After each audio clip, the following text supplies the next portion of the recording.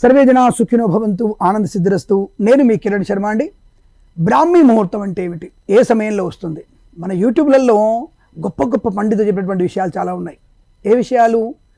చాగంటి వారు కానివ్వండి, అలాగే సామవేదం షణ్ముఖ శర్మ పూజనీయులు వారు కానివ్వండి, ఇతరత్ర గురుదేవులు పీఠాధిపతి చెప్పినటువంటి విషయాలు అనేకం ఉన్నాయి. అందులో నుంచి తెలిసిన విషయాన్ని మీకు చెప్పబోతున్నాను నేను. బ్రాహ్మీ ముహూర్తం అంటే ఉదయం సూర్యోదయ కాలానికి 3 ఘడియల ముందు కాలమే బ్రాహ్మీ ముహూర్తం. 3 ఘడియల ముందు కాలం మొత్తం కూడా దాన్ని బ్రాహ్మీ ముహూర్తం అంటారు. గడి అంటే ఎంత? 24 నిమిషాలు. 24 నిమిషాలు. సూర్యోదయం 6 అయితే 24 + 20 48 + 64 అంటే 1 గంట 4 నిమిషాలు నిడివి ఉన్నటువంటిదే బ్రాహ్మీ ముహూర్తం.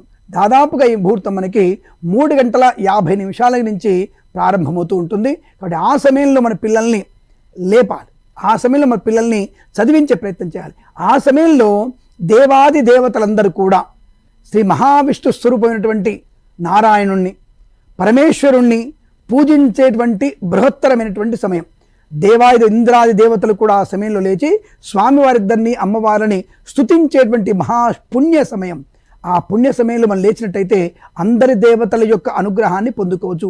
అందరూ దేవతలు ఆ సమయంలో ఆ యొక్క పరమేశ్వరుణ్ణి పూజించేటువంటి శుభ సమయం. కాబట్టి బ్రాహ్మీ ముహూర్తంలో లేవడం వలన అందరి దేవతల అనుగ్రహాన్ని పొందుకుంటూ జ్ఞానాన్ని, సిద్ధిని, వృద్ధిని, ధనయోగాన్ని పొందుకునే అవకాశం.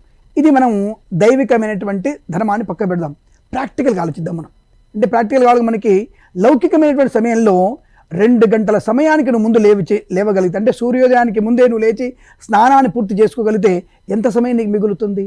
నీ ప్లానింగ్ ఎంత పర్ఫెక్ట్గా ఉంటుంది? ఆలోచించండి.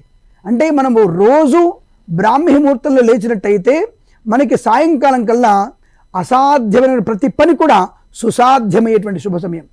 2 గంటలు ఆలస్యంగా లేవడం వలన మనకి అనేక పనులు ఇబ్బంది. ముఖం కడుక్కోవడం, స్నానం చేయడం, ఇవన్నీ కూడా ఆలస్యం అవుతూ ఉద్యోగానికి ఆలస్యం, భార్యాభర్తలు చికాకులు, హడావుడిగా నువ్వు ట్రాఫిక్ బాక్స్ కట్టావా, అది కట్టావా, ఇది కట్టావా, సాక్స్లు ఏవి, టై ఏది, సూట్ కేసు ఏది, కంప్యూటర్ ఏది, ల్యాప్టాప్ ఏది, పిల్లగానికి స్కూల్ ఏది, బ్యాగ్ ఏది, ఈ హడావుడి చూసారా?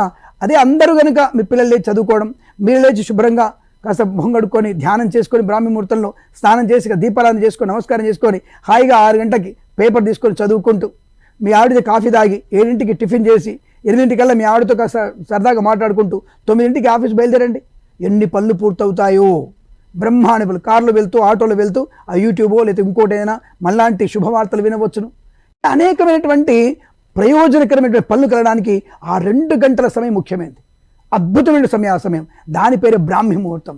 ఈ బ్రాహ్మీ ముహూర్తంలో లేచినటువంటి వ్యక్తులకి అసాధ్యం అనేది లేదు. కాబట్టి మీరందరూ కూడా ఇటువంటి బ్రాహ్మీ ముహూర్తంలో లేచి ఆనందమయ శుభజీవనాన్ని పొందాలని కోరుకుంటూ సర్వే జనా సుఖినో భవంతు. ప్రేమతో మీ కిరణ్ శర్మ.